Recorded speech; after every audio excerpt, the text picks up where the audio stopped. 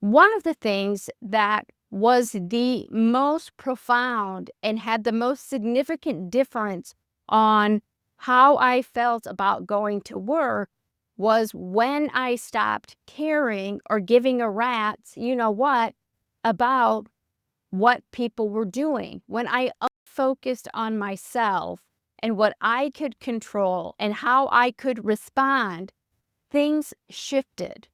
So I created essentially an invisible barrier around my body. So I had my professional boundaries and my physical body. There was an invisible barrier where people would say things and I would just visualize letting that hit the armor and fall off. I stopped vesting in what they were saying about me behind my back. I just stopped caring about that.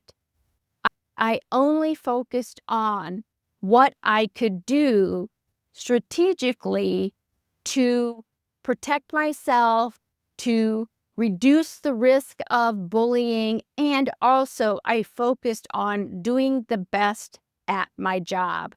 So I taught, I focused on students, I focused on writing, I focused on those things that made me happy in the workplace rather than having my focus on the bully and the bullying. I just really divested myself.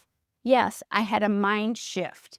And when I did that and I started focusing on me and what I could control, it didn't stop the bullying. It was still difficult. It was still hard, but I began to feel different inside. I went from feeling powerless and hopeless and having low self-esteem and bad self-confidence to feeling hopeful and powerful. And I started to parse out those things that the bully said about me and the effect that the bullying had on me to what was really real. I'm not a troublemaker, right?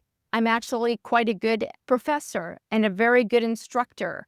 I had to parse out what was real, what I know about myself as a professional versus what was said about me. And that made all the difference in the world.